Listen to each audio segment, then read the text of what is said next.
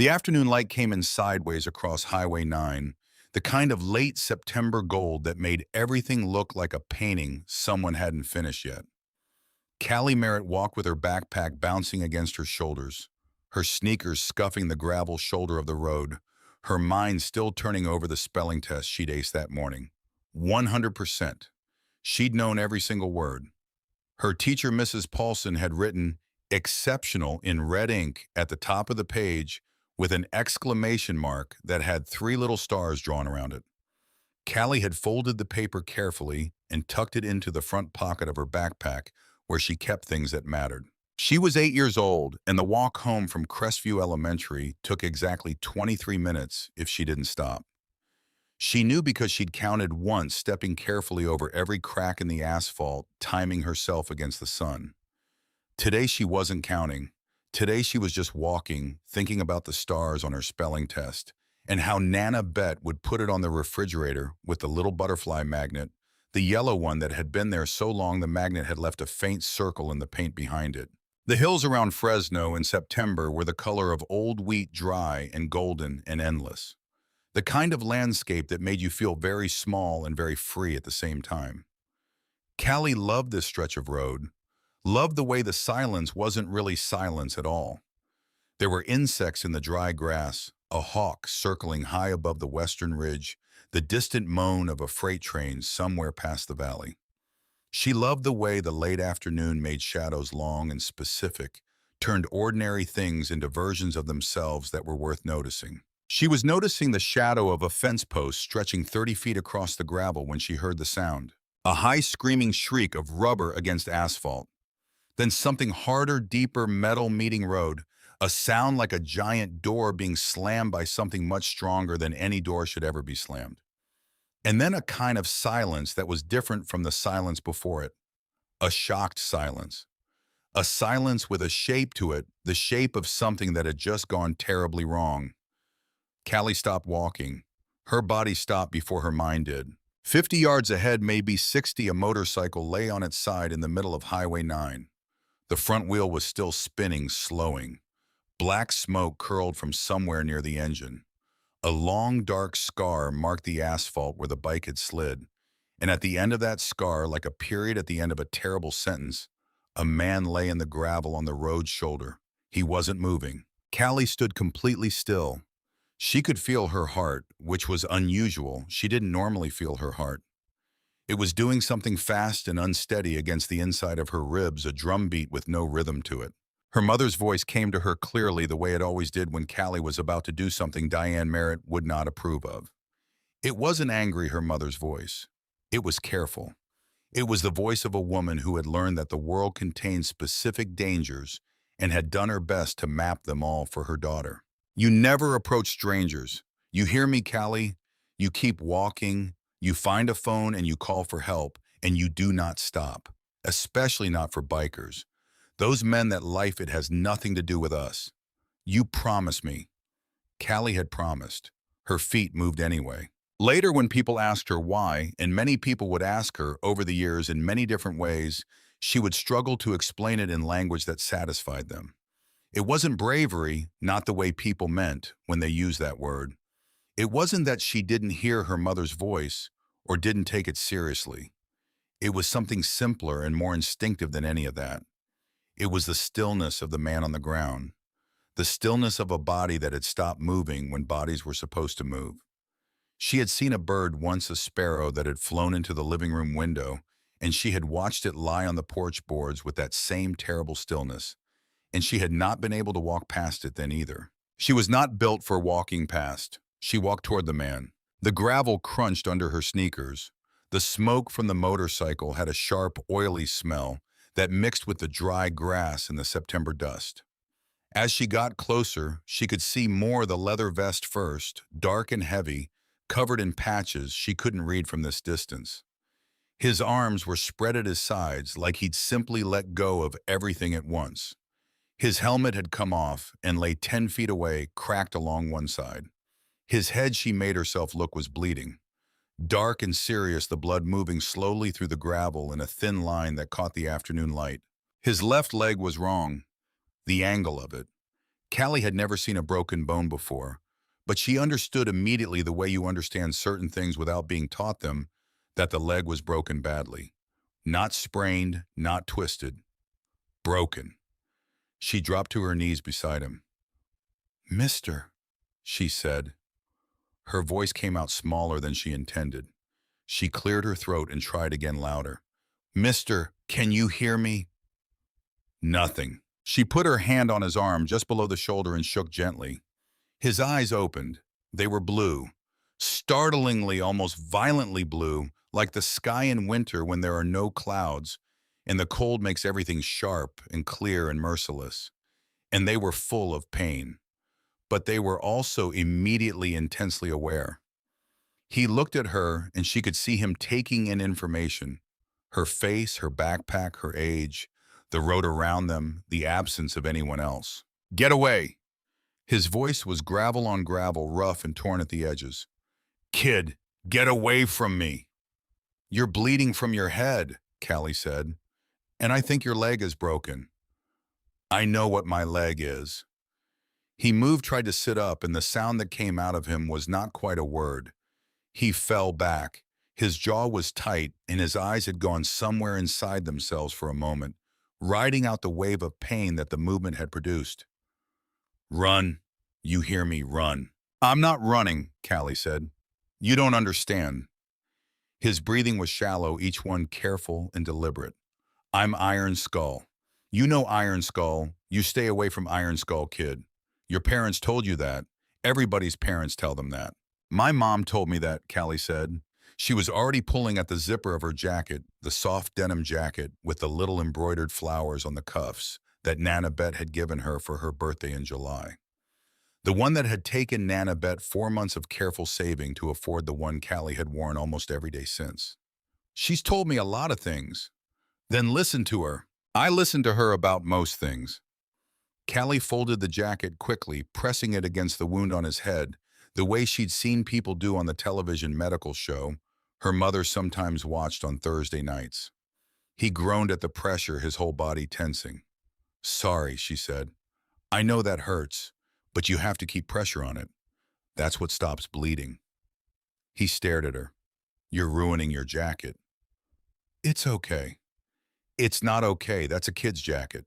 "You can buy me a new one," Callie said with the kind of practicality that only children and very old people can access without effort. "When you're better." Something moved across his face. Not quite a smile. Something underneath where a smile might eventually live, a small recognizing thing. "What's your name?" he asked. "Callie." "Callie." He said it like he was testing the weight of it. "I'm—" A pause, a flicker of something complicated in his expression. "Grave, that's my road name." "What's your real name?" Another pause, longer this time. "Danny. Danny Holt. Nobody's called me that in about 20 years. "I'll call you Danny if you want," Callie said. "Or Grave. Whichever one you like better right now." "Doesn't matter much right now." "It matters," Callie said firmly. She kept the pressure on his head wound, feeling the warmth of it through the denim, not letting herself think too hard about what that warmth was. "Names always matter. My mom says your name is the first thing you own." Danny Holt, who had been called Grave by everyone who knew him for 2 decades, closed his eyes briefly. "Your mom sounds smart." "She is. She's also going to be really upset when she finds out about this." "About what?" "About this." Callie gestured with her free hand at the general situation, the road, the blood, the crumpled motorcycle still smoking behind them. The two of them alone on a stretch of highway with nothing but dry hills in every direction. "About me being here. She told me never to stop for bikers." "She was right to tell you that." "Maybe." Callie looked at him steadily. "But you needed help, and I was the only one here. So." He opened his eyes and looked at her again, and this time the look lasted longer. She didn't look away from it. She'd learned early that looking away from difficult things didn't make them easier. It just meant you were surprised by them later. "How old are you?" he asked. 8. He exhaled slowly. "God. Is that bad?" No, he said after a moment. No, that's you're something else, kid. The blood was soaking through the jacket now. Callie could feel it against her palms, warm and insistent, and she kept the pressure steady even though her arms were starting to ache from the position. The motorcycle's engine had finally gone quiet behind them. The hawk she'd seen earlier was still up there, circling on a thermal patient as the hills. Danny, she said, I need to go find a phone and call for help, but I don't want to leave you. You have to leave me. Go. In a minute. She didn't move. Tell me something first. What? You were saying a name. Before you woke up all the way. You were saying it like, she searched for the right word, like you were looking for someone, like saying the name was how you were looking. The stillness that came over him then was different from the stillness of unconsciousness. This was chosen stillness, the stillness of a man deciding something, weighing something, trying to figure out how much was safe to put down. Jesse, he said finally. The word came out soft, almost involuntary, like it had been waiting behind his teeth for a long time and had simply used the opening. Who's Jesse? A long pause. The dry grass moved in a small wind. Somewhere on the valley floor, that freight train called out again, low and mournful and far away. My daughter, Danny said. She's 14, lives in San Diego with her mother. He stopped, started again. I haven't talked to her in 6 years. She doesn't know. His voice caught on something. He steadied it carefully. She doesn't know if I'm alive or dead. I never figured out how to call. Kept thinking I would. Kept putting it off. And then it had been so long that calling felt like it would just make things worse. Like it would only remind her of everything she'd had reason to stop expecting. Callie was quiet for a moment. The pressure on his head wound held steady. She thought about what he'd said and let it settle before she responded the way her mother had taught her to do, with things that deserved real thought. My dad left when I was 4, she said. He doesn't call much, maybe twice a year. She paused. I always pick up, even when I pretend I might not. Even when I'm in the middle of something and I tell myself I'm too busy, I always pick up. Danny turned his head slightly to look at her, and the expression on his face was something she was too young to fully name, but old enough to feel the weight of. It was the expression of a man who had just been handed a piece of information he didn't know what to do with, information that had arrived from a direction he hadn't been watching. You always pick up, he repeated. Every time, Callie said. Because even when I'm mad, I want to know. I'd rather know than not know. She looked at him seriously, the way she looked at things she was thinking hard about. Jesse would pick up. He didn't answer. But she saw something happen behind his eyes, not healing, nothing that simple or immediate, but a small shift. Like a door that had been stuck for a very long time, moving just a fraction of an inch, just enough to let in a sliver of different air. I need to go find a phone, Callie said. Right now. Okay, I need you to stay awake while I'm gone. I'll stay awake. Promise me. He almost smiled at that, an old reflex finding its way through the pain and the shock and the blood loss. Kid, promise me, she said again without wavering. And then before he could argue with the whole concept of it, she held out her right hand, pinky finger extended. He stared at it. This tiny finger, this child's hand, steady and serious in the afternoon light, offered with complete unself-consciousness, without any awareness that it might be refused or laughed at. He had made promises before to the club, to Jennifer, before everything fell apart, to himself in the dark hours of various long nights that had all bled into each other. He had broken most of them. He couldn't remember the last time a promise had felt like anything more than words arranged in a particular order. Slowly, with an effort that showed in every line of his face, he lifted his right hand and hooked his pinky around hers. Pinky promise, he said. The words felt strange in his mouth. Strange, and underneath the strangeness, something else. Something that felt like ground under his feet. You can't break a pinky promise, Callie told him with the absolute authority of someone stating a law of physics. That's a real rule, not just a kid rule, a real one that applies to everyone. "I know," he said. "I know."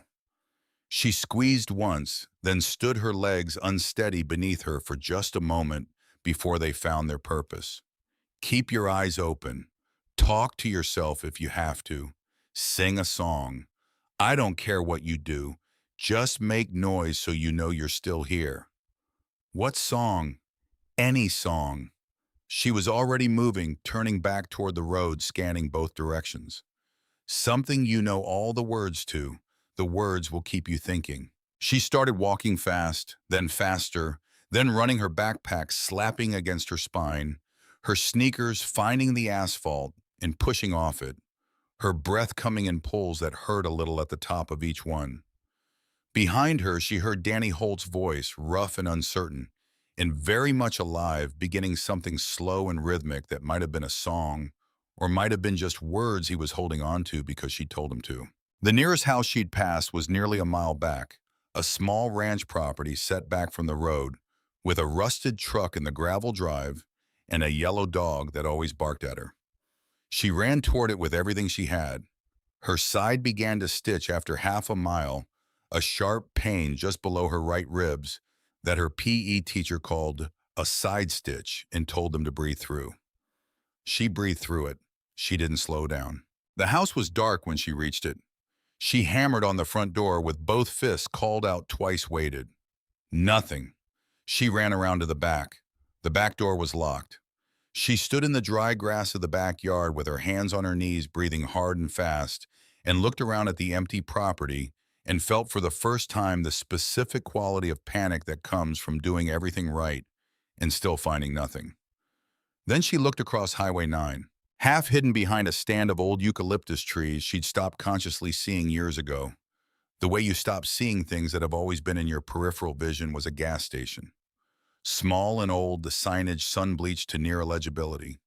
A single pump island. The service bay door closed, and mounted on the wall beside that door, a payphone. She crossed Highway 9 without looking. She would recognize the danger of this, later would think about it with a particular cold clarity on a few different occasions over the following years. But in the moment there was only the phone and the distance between her and it, and those were the only two facts that mattered. The receiver was hot from the sun. She lifted it and pressed 9, then 1, then 1. Nothing. A dead sound and absence where a dial tone should have been. She pressed the hook down and tried again. Held the hook, released it, slowly listened. Nothing. "Come on," she said out loud to the phone, to the empty station, to the afternoon that had turned on her. "Come on, come on, come on." She pressed the hook down hard 3 times in succession, the way she'd seen people do when they were frustrated with a machine and hoping that percussive insistence would communicate their urgency to whatever mechanism was failing them. She lifted the receiver and dialed again. Static, then cutting through the static, a ringing tone. Real and clear and the most beautiful sound she'd ever heard. 911, what's your emergency? The words came out of her in a rush.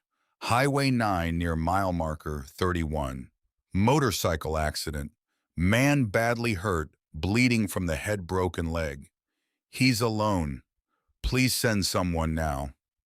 The dispatcher's voice was calm and practiced and told her to slow down, asked her to confirm the location, and she confirmed it twice. Clearly the way her mother had always taught her, if you ever call 911, speak clearly, say the location twice so they can't mishear it. "Stay on the line, sweetheart. Can you stay on the line for me?" "I have to go back to him," Callie said. "He's alone. I promised I'd come back." "Units are already on the way. Please stay." She set the receiver down gently, not hanging it up exactly, just setting it aside so that if the dispatcher needed to hear something, they could. Then she ran back across the highway and down the road toward the place where Danny Holt lay in the gravel with the weight of a pinky promise keeping him in the world. She heard him before she saw him, his voice carrying just enough over the afternoon quiet, rough and halting, but continuous. As she got closer, she made out the words, "Because you're mine, I walk the line."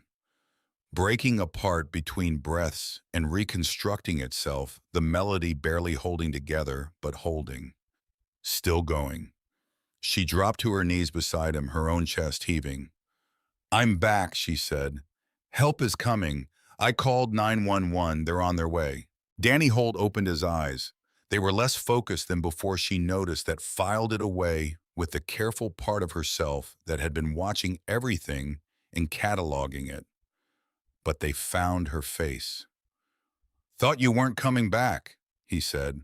"I promised, didn't I?"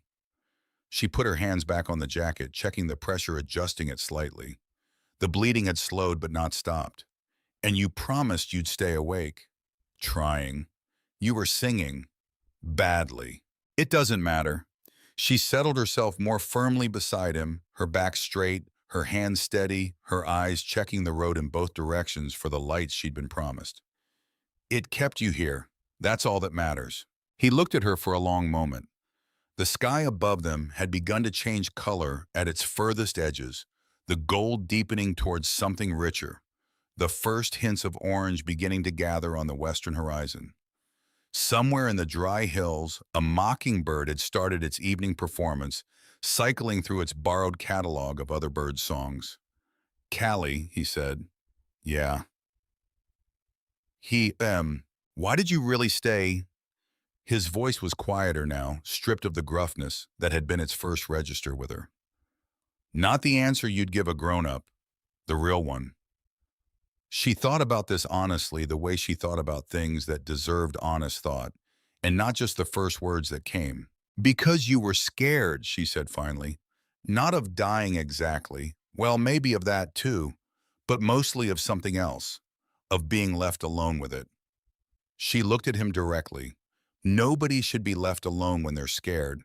Not if there's someone there who could stay. That's just how it should work. Danny Holt closed his eyes.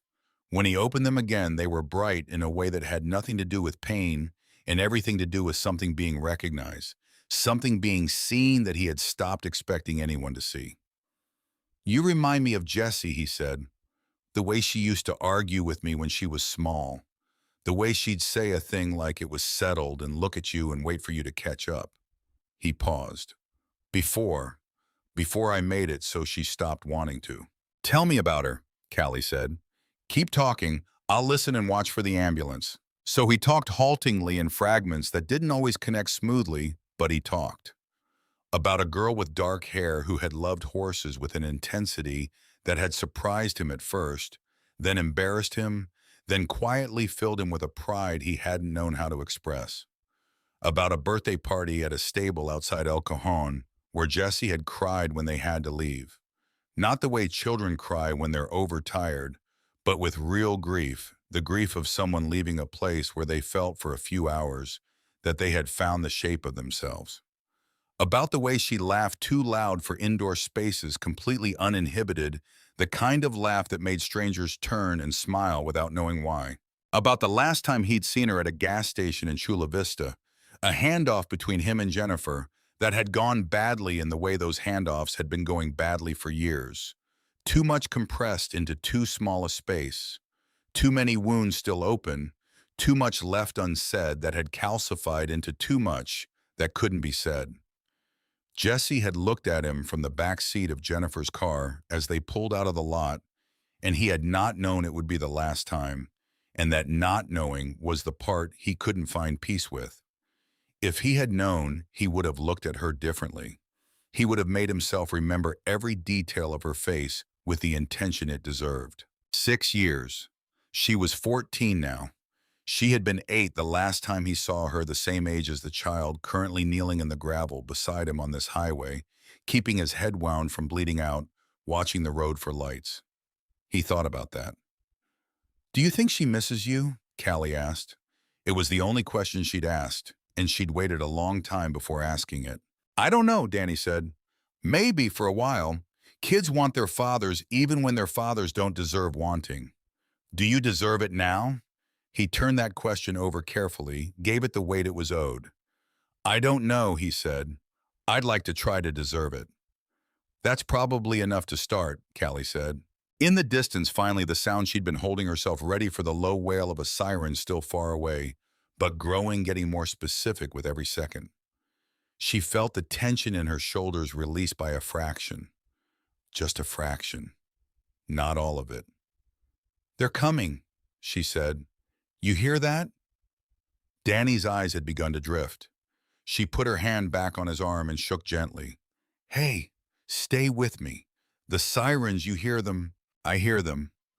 His voice had gone slower, thicker. "Callie, right here. I made the pinky promise. I know you did. I'm going to keep it." He said this with an effort that went past the physical, with the effort of a man making a decision, rather than reporting a fact, choosing something, committing to something, in whatever reduced capacity he had left for choosing. "I'm going to keep it." "I know," she said. "I know you are." The ambulance came around the bend with lights strobing red and white against the golden hills. Behind it, a sheriff's department cruiser.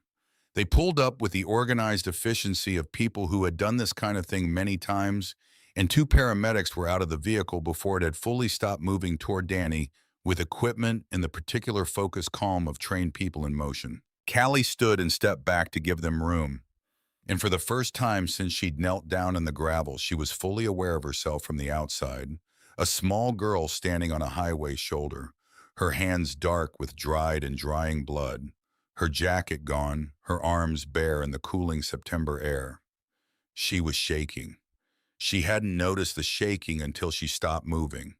Her body had been saving it up. A hand touched her shoulder. She turned to find a paramedic beside her, a woman, brown hair pulled back, kind eyes that had the quality of someone who had trained herself to be calm on behalf of other people. "Are you hurt?" the woman asked. "No," Callie said. "It's his blood. I was just holding pressure on the wound." The paramedic looked at Callie's hands, then at the jacket tucked against Danny's head, then back at Callie.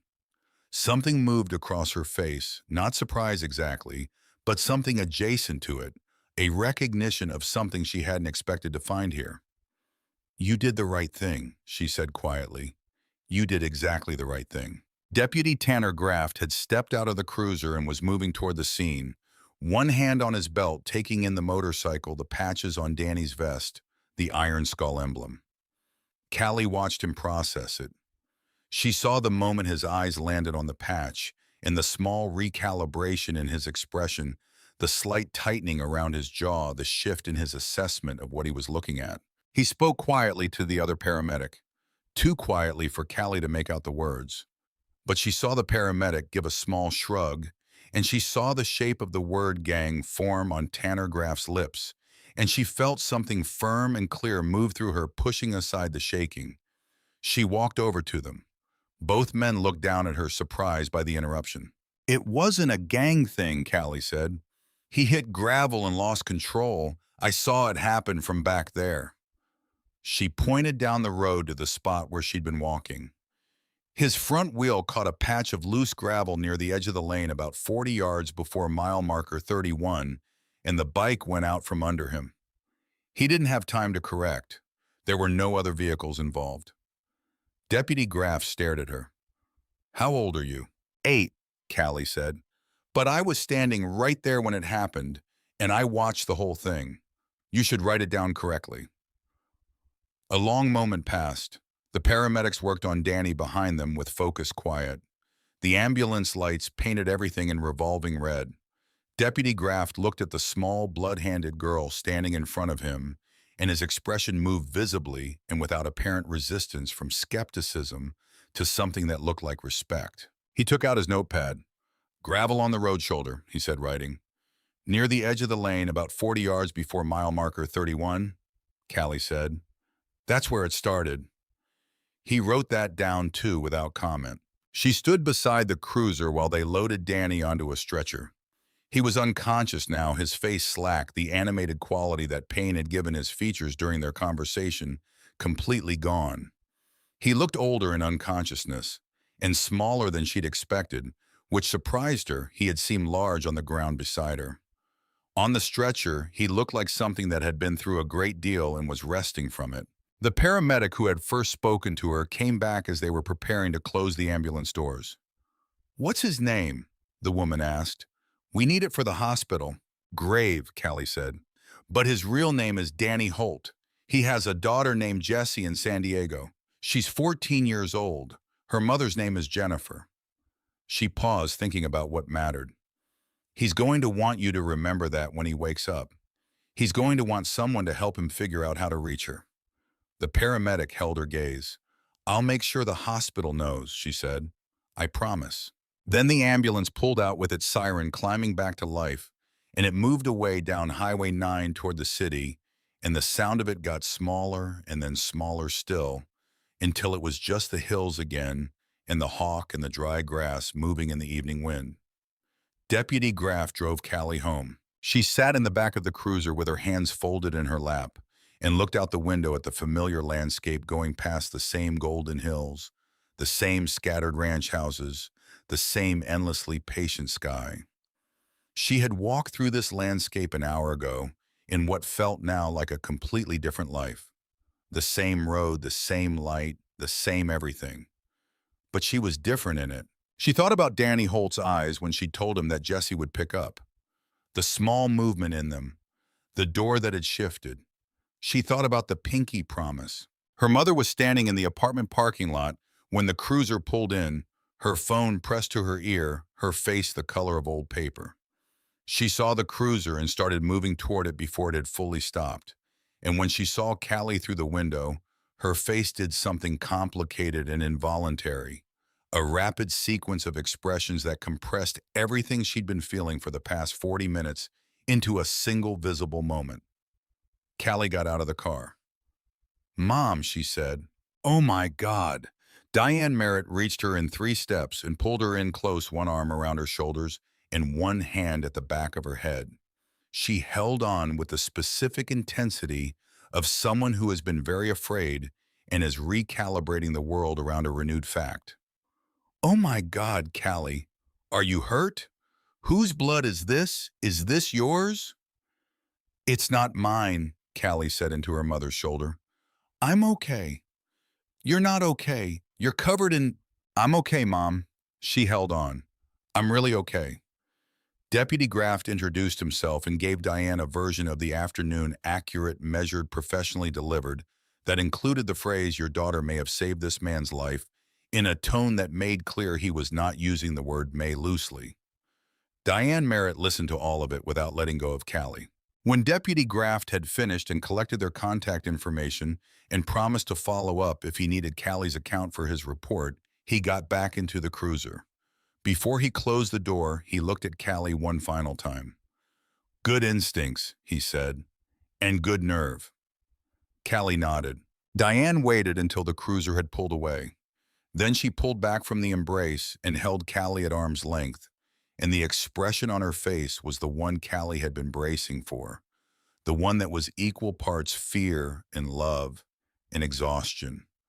The expression of a woman who was raising a child alone in a world she had spent 8 years trying to map carefully and who had just discovered that the map had a large unmapped region. "You stopped," Diane said. Her voice was level, but the effort in it was audible. "After everything I've told you, you stopped." "He was dying, Mom." "You don't know that." "He was bleeding from his head and his leg was broken and there was nobody else." Callie met her mother's eyes steadily. "The paramedic said another 10 minutes and it would have been too late." She paused. "I think that's knowing." Diane's jaw worked. She looked at Callie's hands, the dried blood in the creases of her palms and under her fingernails. She looked at her daughter's face, which was calm in a way that should not have been possible for an 8-year-old who had just spent the better part of an hour doing what Callie had just done. "He's a biker," Diane said. "Iron Skull. He's a man with a daughter who doesn't know if he's alive or dead," Callie said. "And now she's going to find out he's alive." She paused. "I think that matters more than the patch on his vest." Diane Merritt looked at her daughter for a long time. Long enough that Callie started to wonder if she was going to say anything at all, or if she was just going to keep looking until she figured out when exactly this child had gotten so far ahead of her. Then she pulled Callie in again tighter this time, and pressed her lips to the top of her head, and she didn't say anything because there wasn't anything to say that was equal to the moment. "You're grounded," she finally said into Callie's hair. "Okay. For a month." "Okay. And you're getting ice cream." "Also okay." "I haven't decided which one comes first." Callie almost laughed. It came out as something between a laugh and a shudder. The accumulated tension of the afternoon finding its release, and her mother held on through it, and the parking lot of Sycamore Creek Apartments was quiet in the evening light. And in a hospital across Fresno, a man named Danny Holt was being prepped for surgery with his real name on a chart and his daughter's name on a note in a paramedic's pocket. That night after the bath, after the ruined jacket was folded carefully and set aside after her mother's hands had washed the blood from hers, with the thorough gentleness of someone performing something that mattered. After the scrambled eggs neither of them ate much of, and the glass of water Diane refilled 3 times without being asked. After all of that, Callie lay in her bed and looked at the ceiling. The apartment was small. She could hear her mother moving around in the kitchen, the quiet sounds of a person staying in motion, because motion was easier than stillness. A drawer opening and closing, water running briefly. The television turned on, and then after a minute off again. Callie thought about the pinky promise. She thought about the way Danny Holt's voice had changed when he talked about Jesse, the specific quality of love and grief and lost time that lived in the sound of his daughter's name, the way saying it seemed to cost him something and restore something simultaneously. She thought about her own father's number, the one she'd found on her mother's phone once and memorized and never used. The way she always picked up when he called even now, even after the times he'd promised to come, and then sent a text instead. She kept picking up because not knowing was worse than being disappointed. She thought about what Danny had said near the end when his voice had gone slower. "I'm going to keep it. Not I'll try, not I hope so, a declaration, not a wish." She believed him. She didn't know exactly why, in the way you don't always know why you believe the things you believe. But she believed him the way she believed the hawk would still be there tomorrow, that the freight train would call out again across the valley, that Nana Bet would put the spelling test on the refrigerator with the yellow butterfly magnet. She believed him, and the believing was something she could rest in, and eventually it carried her into sleep. Across the city, in a room on the 3rd floor of Valley Memorial Medical Center, a man with 2 broken ribs, a fractured left tibia, 11 stitches in his skull, and a concussion the attending physician had described as moderate to severe, was brought out of sedation sometime around 2 in the morning and lay in the blue-gray light of a hospital room looking at the ceiling. His first clear thought was the road, the gravel, the bike going out from under him with that horrible inevitability, the moment when physics stopped being a concept and became something happening to his body. His second thought was the child on her knees in the gravel beside him. The child who had taken off her birthday jacket without hesitation and pressed it against his head wound and told him with complete seriousness that he needed to keep pressure on a wound if he wanted to stop the bleeding. The child who had held his pinky finger with hers and informed him that a pinky promise was a real rule that applied to everyone, not just kids. Danny Holt lay in his hospital bed and thought about his daughter, who was 14 years old and living in San Diego, and who did not know whether he was alive or dead. He thought about what the child on the road had said. "I always pick up, even when I'm mad, every time." He thought about that for a long time. When the nurse came in at 5 to check his vitals, he asked her if she could check the intake file. The paramedic would have written down a phone number, he said. A woman named Diane Merritt. He needed to make a call as soon as someone could find him a phone. The sound came before the light. Callie heard it in her sleep, a low, rolling thunder that her dreaming mind tried to fit into a storm, tried to file away as weather, as something that made sense. But it didn't fade the way thunder fades. It grew. It multiplied. It became something with texture and density, a sound you could feel in the floorboards beneath your bed, in the glass of the window, in the structure of the building itself. She opened her eyes. The ceiling of her bedroom held the first gray of early morning and the colorless light of 6 o'clock on a Saturday. She lay still and listened. The sound was continuous and layered dozens of individual engines woven together into something that felt like a single living thing, something patient and deliberate. She got up and went to the window. The parking lot of Sycamore Creek Apartments was full of motorcycles. Not a few, not a dozen. She pressed her face close to the glass and tried to count and lost count. Somewhere past 30 and more were still pulling in from the street, finding their places in the rows that had already formed with the ordered precision of something rehearsed. The riders were large men, most of them broad-shouldered in leather and denim patches on their backs and chests. They cut their engines in a rolling wave one section and then the next, until the last one went quiet, and the morning settled into a silence that felt enormous after what had preceded it. 83 motorcycles. She would find out later that was the precise count. One for every active member of the Iron Skull MC's California chapter who could be reached and mobilized in less than 12 hours. They sat on their bikes without moving, helmets removed held at their sides or resting on handlebars, faces forward, waiting. "Mom," Callie's voice came out barely above a whisper. She tried again louder. "Mom." She heard her mother's feet on the floor of the next room, quick and irregular, and then Diane appeared in the doorway in her robe hair, loose face carrying the confused alarm of someone pulled out of sleep by something they can't yet classify. She crossed to the window and looked out, and the hand holding her robe closed at the collar went tight. "Get away from the window," Diane said. "They're not doing anything. They're just sitting there." "Callie, away from the window, right now." She moved back, but not far. She watched her mother reach for her phone on the nightstand and stand with it in her hand, thumb hovering over the keypad, staring out at the parking lot. Callie watched her mother's face, which she had spent 8 years learning to read. Right now it was doing something between terror and calculation. The face of a woman who was very afraid, but who was also underneath the fear thinking carefully. A knock at the door. 3 knocks measured and deliberate. Not aggressive, patient. Diane and Callie looked at each other. "Don't," Diane said. The knock came again. Then a voice deep accustomed to being heard over engines but modulated now for a smaller space. "Mrs. Merritt, my name is Bridger. I'm the president of the Iron Skull MC California chapter. I'm here with my brothers to speak with you and your daughter. We don't mean you any harm. We'd like 5 minutes of your time. That's all we're asking." Diane's thumb moved to the 9 on her phone. "Ma'am," the voice continued, "I called Deputy Graff this morning before we rode out. Told him we were coming and why. He knows we're here. You can call the department right now and confirm that." A pause. Diane's thumb stayed where it was. "We owe your daughter a debt," Bridger said. "We don't leave debts unpaid. That's all this is." The apartment was very quiet. Outside the window, 83 men sat on their motorcycles in the gray morning light and waited with the stillness of people who had decided to wait and meant it. Callie looked at her mother.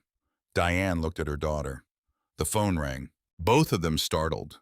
Diane looked at the screen, an unknown number California area code, and answered it on the second ring, her voice guarded and careful. "Hello." And then her face changed. Callie watched it happen from across the room, watched the guardedness fall away in stages, and something else move into the space. It left something she couldn't immediately name, but recognized as significant. Her mother's eyes found hers, and in them was something close to wonder. Diane held the phone out without speaking. Callie crossed the room and took it. "Hello?" "Hey." The voice was rough and slow, each word assembled carefully, the voice of someone working with reduced resources and making the effort anyway. "It's Danny. Danny Holt." Callie sat down on the edge of her bed. She didn't decide to sit. Her legs simply arrived at the decision independently. "You're awake," she said. "Woke up around 2, couldn't sleep." A pause, the sound of measured breathing. "I've been lying here trying to figure out how to say what I want to say, and then I realized I'd been lying here long enough that I should just say it." Another pause. "You kept your promise." "You kept yours," Callie said. "I'm trying to." His voice shifted slightly. Is your mom there? I need to talk to her. I asked the nurse to check the intake file. The paramedic had written down your mother's number. I hope it's okay that I called. Callie handed the phone back to Diane. She didn't hear all of it. Her mother walked into the kitchen, her voice low, and Callie stayed on the edge of her bed and listened to the tone of it, the way it moved through registers, still guarded at first, then less so, then something that wasn't quite soft, but had the quality of a thing reconsidering itself. She heard her mother say yes twice, and I understand once, and then something near the end that was too quiet to catch. When Diane came back, her expression was different from any of the morning's previous expressions. She stood in the doorway for a moment, looking at Callie, then at the window, then at her phone. Then she laughed, short and quiet, with the helpless quality of someone who has run out of the energy required to resist something. He says Bridger is an honest man, Diane said. He says if Bridger tells you he means no harm, he means no harm. Do you believe him? Diane was quiet for a moment. I believe that Danny Holt is lying in a hospital bed because you stayed with him yesterday afternoon. And I believe that whatever those men are out there, they drove through the night to be here at 6 in the morning because of what you did. She looked at Callie steadily. So I'm going to open the door. She went to the front door and stood with her hand on the knob, and Callie came to stand beside her, and Diane put on the chain lock before she turned the knob. Through the gap, a large man, broad in the shoulders, somewhere in his late 50s, with a gray threaded beard and a face that had been rearranged by years and weather into something that was not conventionally handsome, but was impossible to look away from. Steady brown eyes, a leather vest over dark flannel. He was standing well back from the door at a distance that communicated something intentional about his intentions. Beside him, an older man, thinner white beard, reaching his collarbone eyes, creased at the corners, from decades of either squinting into the sun or smiling or both. Mr. Bridger, Diane said through the gap. Mrs. Merritt. He didn't step closer. Thank you for opening the door. You have 5 minutes, Diane said. Tell me what you want. Bridger looked at Callie for a moment, not assessing, not calculating, but with something closer to recognition, the look of someone seeing a thing they'd been told about and finding it accurate. I want to tell your daughter what she did, he said, and I want her to know it's not going to go unacknowledged. Not by us. He paused. And I want to give her something. A patch. In our club, it's called a protected patch. It means if you ever need anything, any kind of help at school, on the road, anywhere, you call us. You're under our protection, all 83 of us. Diane's hand tightened on the door. She's 8 years old. I know exactly how old she is, Bridger said. That's why we're here. The older man spoke, then his voice slower and gentler. Ma'am, my name is Harlan Voss. I've been with this club 41 years. I've got 3 daughters and 2 granddaughters. If one of them had done what your girl did, stayed with a hurt stranger on the road, and kept him alive until help arrived, I'd want to know the people she'd helped. I'd want them to know she was seen. A pause. That's what this is. Nothing more complicated than that. The chain lock made a small sound as Diane's hand released it. She stood there a moment longer, then she unhooked it and opened the door. What followed had a quality that Callie would spend years trying to describe accurately and never quite get right. There was the small living room of their apartment, the second-hand couch, the stack of library books on the coffee table. Diane's nursing scrubs hung on the back of the kitchen chair, and into it came Bridger, who angled his shoulders slightly to clear the doorframe, and Harlan Voss, who didn't need to, and the two of them made the room feel altered. Not threatening, just different, the way a room feels different when something new and large has entered it and rearranged the air. Bridger reached into his vest pocket, and Callie felt her mother go still beside her. But what he produced was a small rectangle of leather roughly the size of Callie's palm. He held it out. She took it. A small figure with wings and angels, simplified almost to abstraction, and beneath it in Gothic lettering, protected. This means something specific in our world, Bridger said, looking at both of them but addressing Callie. If you're ever in trouble, any kind of trouble, you call us. Someone's causing you problems, we have a conversation with them.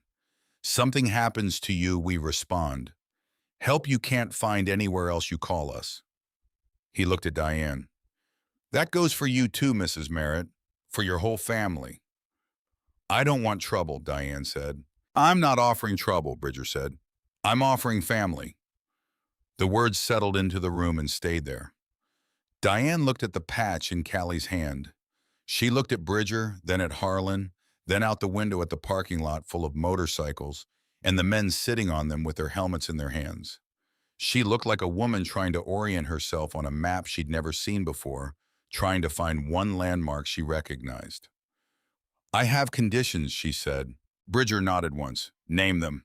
Her mother stood in their small living room in her robe and bare feet and listed her terms with the calm precision of someone who had been keeping this list somewhere private for years, waiting for the occasion that would require it no involving Callie and club business ever. No motorcycles until she was 16 and only with explicit permission. No recruitment now or at any point in the future. When Callie was an adult, she could make her own choices. But until then, the association was protection only, nothing more.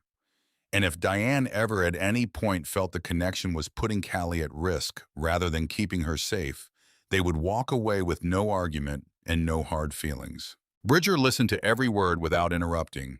Then he extended his hand. You have my word, he said, as president. Diane shook it. Her hand disappeared inside his. Can I meet them? Callie asked. Both adults looked at her. The others, outside, can I meet them? Bridger's face opened into something genuine. I think that's exactly what they'd want, he said. They went outside, Callie in her pajamas with a cardigan Diane had pulled from the coat hook and wrapped around her shoulders against the morning chill. They came down the apartment stairs and into the parking lot, and 83 men turned at once, and the weight of that collective attention made Callie stop on the second step. Then Bridger raised his hand and said in a voice that carried to the back row, Brothers, this is Callie Merritt. She's the reason Danny Holt is alive this morning. The applause was not polite. It was not scattered or tentative. It came up from 83 pairs of hands simultaneously, and it was full and it was real, and someone in the back let out a long whistle, and someone else shouted something she couldn't make out over the noise, and she stood on the second step and felt her face go warm and didn't look away. Harlan Voss, standing beside her, leaned down and said quietly near her ear, You can cry if you want to. Nobody here is going to think less of you. I'm not going to cry, Callie said. Good for you, Harlan said, and she could hear the smile in it. The name came from somewhere in the middle of the crowd. Someone called out Little Angel, and it moved through the group like a current picked up and passed forward, and within 30 seconds, it had become a chant, low and rhythmic. Little Angel, and Callie stood in the September morning and let it wash over her and tried to hold on to the feeling of it, the way you hold on to moments that you somehow know will matter. What followed was something between a ceremony and a celebration.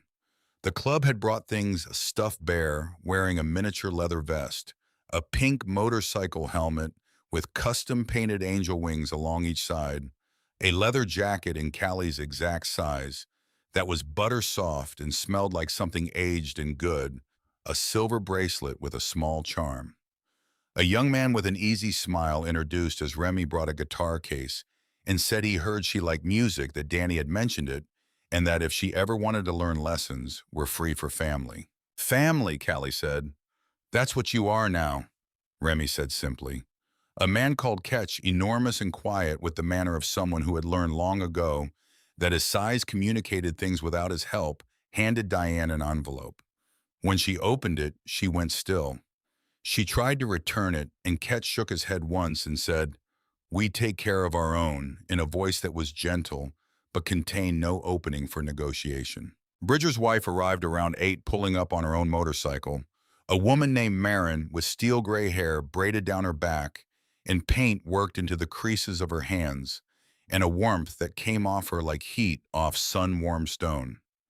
She went directly to Diane, not to Callie, and said something quiet that Callie didn't catch, and she put her arm around Diane's shoulders with the ease of someone who has done this kind of thing for many years, the comfort of someone who knows how to be present without performing it. Diane looked startled, and then gradually less startled. By 9, Bridger was calling the group to order. Engines fired in a rolling sequence. The formation reassembled with the same precision it had arrived with. Bridger looked up at Callie from the back of his bike and gave her a single nod. "We'll be around," he said. "You need anything, you call." "I know," Callie said.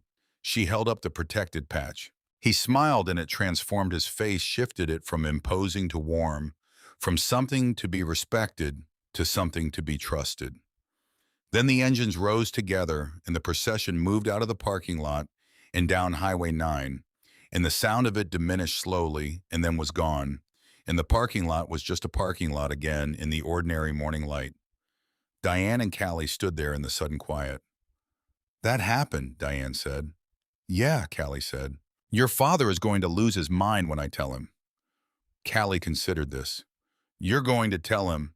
"Absolutely, I'm going to tell him."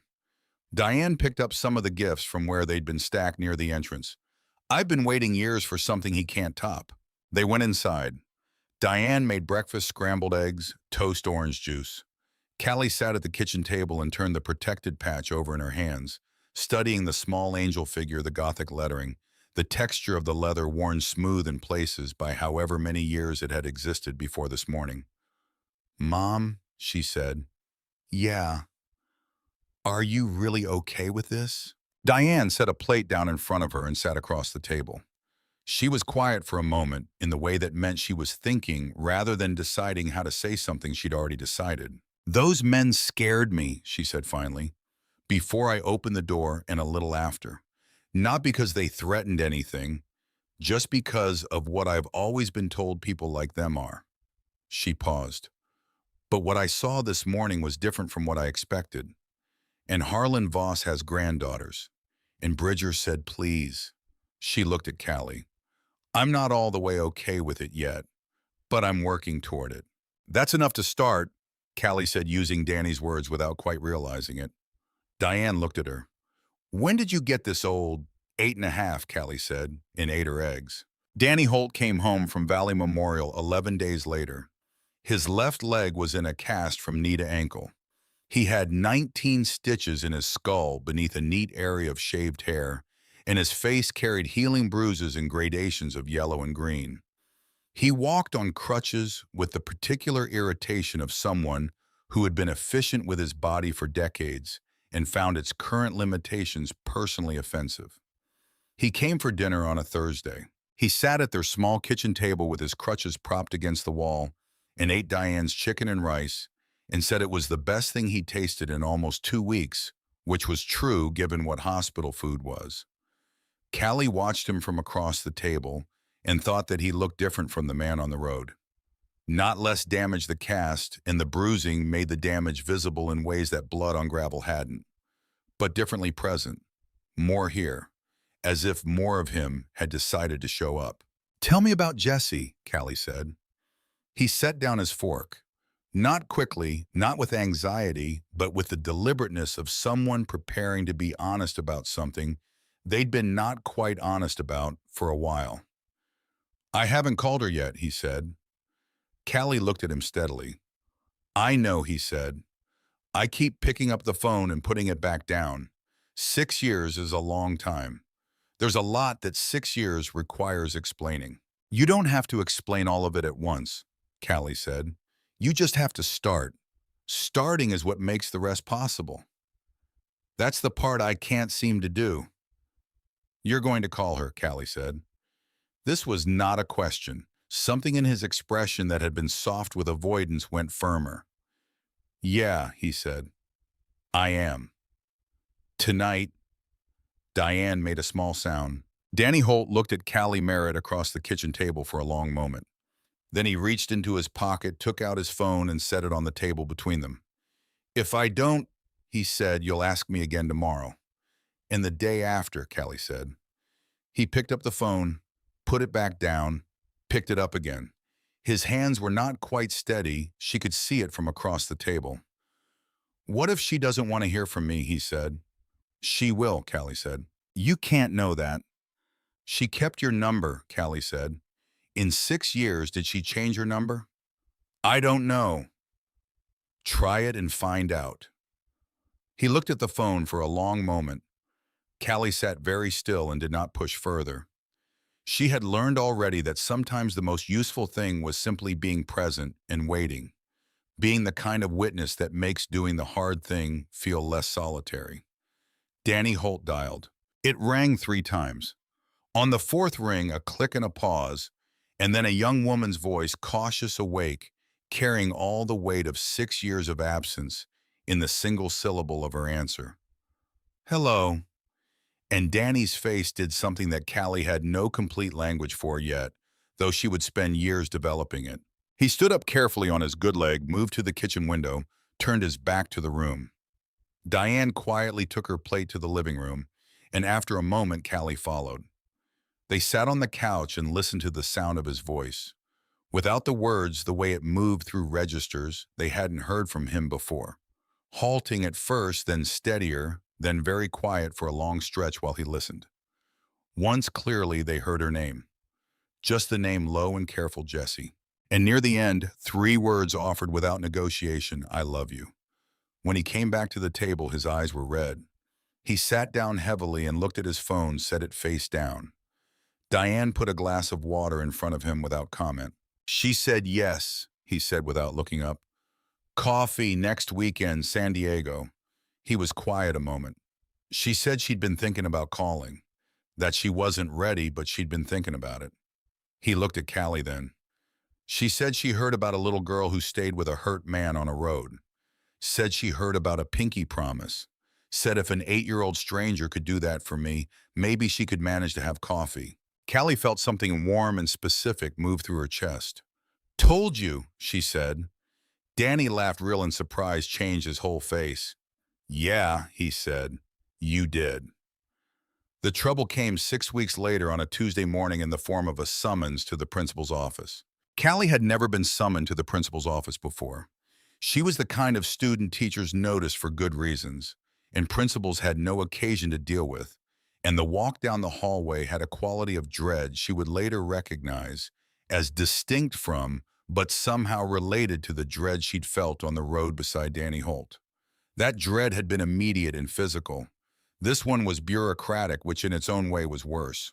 Principal Dodd was a compact man in his 50s, with the quality of someone who had made up his mind about most things early and hadn't revisited those decisions since.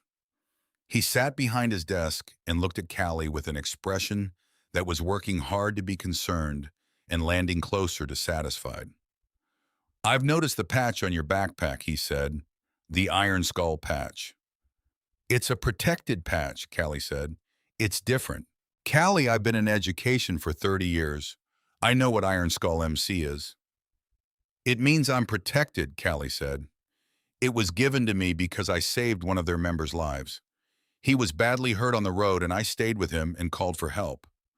She held Dodd's gaze with the same steadiness she had held Deputy Graff's gaze on the shoulder of Highway 9. I'm not doing anything wrong.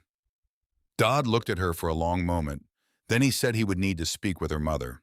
Diane got the call that afternoon. 2 days later, a letter arrived from the County Social Services Office requesting a home visit to assess Callie's welfare, given her documented association with a known outlaw motorcycle club. Callie found her mother at the kitchen table at midnight, the letter lying flat between her hands on either side of it. She pulled a chair around and sat beside her. Mom, this is my fault, Diane said. Her voice was flat in the way it went flat when she was trying to keep something contained. It's not. You should have done exactly what you did, Callie said. You opened the door. You listened. You made fair rules and they agreed to every single one. She looked at the letter. This isn't because of anything we did wrong. It's because someone made assumptions. She paused. Call Bridger. Diane looked at her. Mom, Callie said. That's what family does. Diane made the call from the hallway outside Nana Bet's room at the hospital the next day. Bridger answered on the second ring. He listened without interrupting. When she finished, he was quiet for 3 seconds. "I'll have someone there tomorrow morning," he said. The someone was a woman named Patricia Weld, who arrived in a gray sedan wearing a charcoal blazer, carrying a yellow legal pad, and the focused, unhurried manner of someone who had spent 12 years as a federal prosecutor before going into private practice. She sat in their living room and took notes while Diane spoke and asked 3 questions whose precision Callie found genuinely impressive, not questions seeking to establish innocence, but questions establishing the precise geometry of the situation. The social services inquiry was dismissed in 4 days. The county withdrew its letter. A formal complaint was filed with the school district citing Principal Dodd's referral as a misuse of the reporting process. Dodd received a written reprimand. Callie returned to school on Wednesday with the protected patch on her backpack and said nothing to anyone about any of it. But she noticed when Dodd passed her in the hallway that he looked at her differently now. The way people look at something that has turned out to be other than what they assumed. Throughout the 4 days of the inquiry, Harlan Voss came to the Merritt apartment every evening and sat in the living room and was there. Not all day he had his own life, his own family, but he came in the evenings and drank coffee and listened when Diane needed to talk and didn't try to talk her out of her fear or assure her that everything would be fine. He simply stayed and let his presence be what it was, which was company, which was enough. He told her stories about his daughters, small, ordinary stories, the kind that existed just to pass time and make a person feel less alone in theirs. Diane told Marin later that it was the first time in 8 years she had felt genuinely not alone in something difficult. Not managed, not handled, not assured, just accompanied. Marin nodded like she understood exactly what that meant because she had been watching people come into the orbit of this club for 30 years, and she knew what belonging looked like when it finally reached someone who had been without it for a long time. 3 weeks after the inquiry was dismissed on a Saturday morning in early December, Callie was in the kitchen making toast when she heard a sound from the back bedroom that she couldn't name immediately.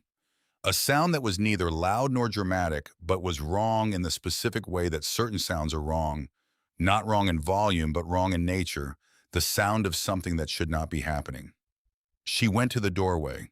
Nanabet was on the floor beside her bed. She was conscious. Her left hand was moving, but her right was still in a way that was different from sleep. When she tried to speak, the words came out partially formed pieces of what she was trying to say, the spaces between them too large. Callie went to her. She knelt down and took her grandmother's left hand and looked at her face the way the right side of it had gone still, while the left side remained animated, and she kept her voice level and her hand steady, the way she had learned on a gravel shoulder in September. "I'm going to call for help right now, Nana. Don't try to move. Hold my hand and I'll be right back." She called 911 first, then Diane, who was at the market, then Harlan, because Harlan was the person she had come to call when something was larger than she could hold by herself. She went back to Nanabet and held her hand and talked to her in the calm voice that was afraid on the inside and steady on the outside. The voice she was learning was not a performance, but a skill, something you built through use. The ambulance arrived in 11 minutes. Diane arrived in 14, her car parked halfway on the curb with the grocery bag still in the front seat. The diagnosis was a significant ischemic stroke. Right side paralysis, speech impairment, probable extended rehabilitation.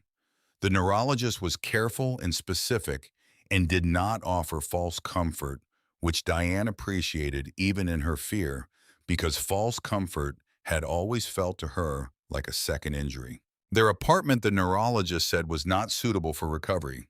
They would need a ground floor space, wide doorways, a hospital bed, a wheelchair, regular nursing care. Diane stood in the hospital hallway and looked at the wall and did the math.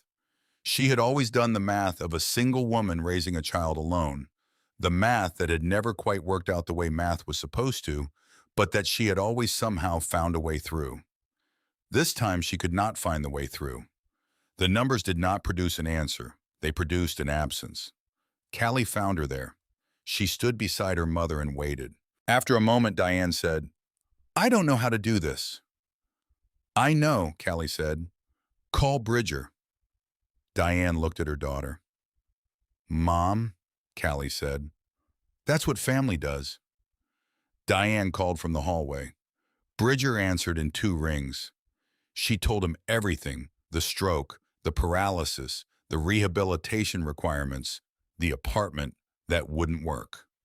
The numbers she could not make add up no matter how she arranged them. He listened to all of it. How soon does she need to come home, he asked. They're saying 5 days, maybe a week. Okay, he said. I'll call you back in 2 hours. He called back in 90 minutes. There was a house on Maple Street Club property had been used for storage, but it was fully furnished single-floor wide doorways, a bathroom on the main level. He had a crew clearing it out right now. Medical equipment, hospital bed, wheelchair walker, whatever else was needed would be delivered by Wednesday. A nurse named Gail, who had worked stroke recovery for 15 years, had already agreed to come twice daily.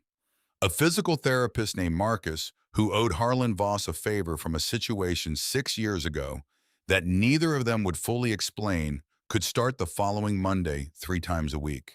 Diane stood in the hospital hallway holding the phone and did not speak for a long moment. How much, she finally said. Nothing, Bridger said. The house was empty. You're using it. That's better for the house. The medical costs are covered, he said. Don't argue with me about this, Diane. We take care of our own. Callie is ours, which makes you ours, which makes Nanabet ours.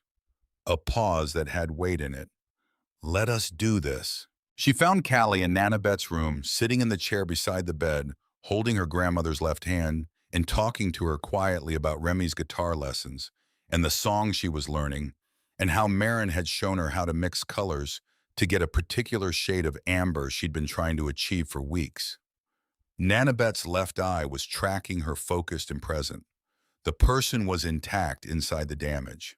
Diane stood in the doorway and watched her daughter sit with her mother and felt something in herself shift, not dramatically, not all at once, the way large things rarely shift all at once, but genuinely and in a direction that did not reverse.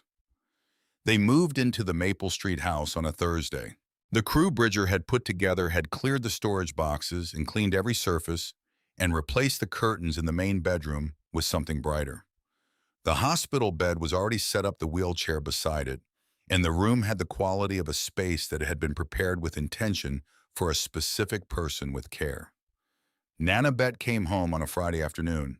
Gail, the nurse, was already there sitting at the kitchen table with a coffee and a patient chart, and she stood when they brought Nanabet in on the wheelchair and said, "Welcome home," with the warmth of someone who had said those words to many people in many conditions and had never lost the meaning of them. Callie pushed the wheelchair to the doorway of the main bedroom, and Nanabet looked around the room at the brighter curtains at the small table beside the bed, where someone had placed a vase of yellow flowers at the window, looking out onto a backyard with a birch tree standing in the late afternoon light. She said something that came out only partially formed but was unmistakably the word beautiful. "Yeah," Callie said. "It is." That evening, Danny came. He knocked at the door of the Maple Street house with his crutches and his healing face and a paper bag from the Italian place on Fresno Street that Harlan had told him made the best chicken marsala in the Central Valley. He handed it to Diane on the porch and said he'd heard what happened and he wanted to help somehow, and food was the best he could do right now. Diane took the bag and looked at him for a moment. Then she stepped back from the door. He ate dinner with them at the kitchen table and talked to Diane about the recovery ahead in a way that was honest and practical without being consoling, which was the most useful way. He spoke to Nanabet directly, not over her, not around her, and when her speech tangled and the words came out in the wrong order, he waited with patience that was real rather than performed.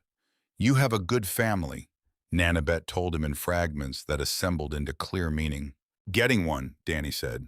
He looked at Callie across the table. "Getting one." When he was leaving, he stopped at the door and turned back. "I saw Jessie on Saturday," he said. Callie went still. "Coffee turned into 3 hours," he said. He stopped. "She's extraordinary. She's angry, which she has every right to be. But she sat across that table and talked to me, really talked. And when we left, she said maybe next time could be dinner." He looked at his hands. I cried in the parking lot for about 15 minutes after she drove away. Good crying or bad crying, Callie asked. Both, he said. Mostly good. He looked at her. She wants to meet you. I told her about that day. She said she wants to meet the kid who started all of this. Callie felt something warm and pressurized in her chest. Tell her I want to meet her too, she said. Danny Holt nodded once. Then he went out the door and down the porch steps on his crutches, careful in the dark. And Callie stood in the doorway and watched him go, and thought about the specific weight of commitments made between people who have no particular reason to trust each other. Yet how those commitments, when they hold, become the foundation of things that neither party could have built alone. The birch tree in the backyard was faintly lit by the kitchen window. In the main bedroom, Nanabet was asleep, her breathing even the yellow flowers on the table beside her catching the last of the light. Diane came to stand beside Callie in the doorway. She's better already, Diane said. I can see it just from today. Fighters recover fast, Callie said. That's what Marcus said. Where does she get the fight from? Callie looked at her mother. Same place I do, she said. Diane put her arm around Callie's shoulders, and they stood together in the open doorway of the Maple Street house. And the street was quiet, and somewhere in the distance, or maybe already in her memory, which had begun filling with the sound of it, the way rooms fill with light. Callie could hear the low roll of engines, patient and continuous like weather that had decided to stay. That was November. By spring, the word temporary had quietly left the house on Maple Street, and no one had noticed it go. Time moves differently when you are paying attention to it. Callie Merritt had learned this somewhere between 8 and 9 in the months after the road and the hospital and the Maple Street house, in the slow accumulation of days that did not contain crises, but contained something else. The quieter work of things becoming real. The club was real now, not an event, but a presence. The way weather is a presence, the way the hills outside Fresno were a presence. Permanent and unremarkable in the best sense of that word, the sense that means you have stopped bracing for it to leave. Nanabet's recovery was slow and linear and occasionally frustrating and ultimately remarkable. Marcus came 3 times a week with the relentless optimism of someone who had made a professional commitment to believing in the body's capacity to rebuild itself. And he pushed Nanabet with a cheerful firmness that she initially resisted and eventually came to respect. By December, she could close her right hand around a pen. By February, she could sign her name shakily but legibly in the slanted cursive she'd used her whole life. By April, she walked the full length of the hallway with her walker, and Callie stood at the far end and watched her come, and didn't say anything because there was nothing to say that the moment didn't already contain. Told you, Marcus said from somewhere behind Callie. Fighters, Callie said. Every time. Remy came on Tuesdays and Thursdays, and the guitar lessons happened in the living room, with Nanabet in her chair by the window, listening with the focused attention of someone who had opinions and was deciding when to deploy them. She had recovered enough function in her left hand to tap rhythms on the arm of the chair, and then on the small electronic keyboard that Bridger brought over in January, without announcement, carrying it up the porch steps himself and setting it on the table beside the window, and saying only that it had been sitting in a storage unit and seemed like a waste there. The keyboard became Nanabet's in the way things become yours when they fit the exact shape of something you need. She played it with one hand and compensated with the other in ways that were imperfect and inventive, entirely her own. And within 6 weeks of Remy's first lesson, she had begun correcting his technique. Your third finger, she would say, watching him play. Lazy. Mrs. Bet, I've been playing guitar for 12 years. Lazy for 12 years. Callie sat at the kitchen table doing homework and listened to them argue about music theory, and thought that this was what good things sounded like when they finally settled in. Not dramatic, not announced, just present and ongoing the way things are when they're not going anywhere. Diane's promotion came through in March. Management position, 30% raise. She told Callie about it at dinner in the matter-of-fact tone she used for things she was pleased about but didn't want to oversell. Callie looked at her mother across the table and saw the thing underneath the tone, the specific expression of a woman who had been doing math that never added up and had finally found a different equation. That's because of you, Callie said. It's because I'm good at my job. It's both, Callie said. Diane smiled the smile of someone who knows they are being seen accurately and doesn't try to argue with it. The Maple Street house stopped feeling temporary sometime that spring. Callie couldn't identify the exact day. It wasn't a decision, more a gradual cessation of the low-frequency expectation that something would change, that the arrangement would reveal its provisional nature. She stopped thinking of it as the club's house and started thinking of it as home, which was a different thing entirely, a thing that lived in the body rather than the mind.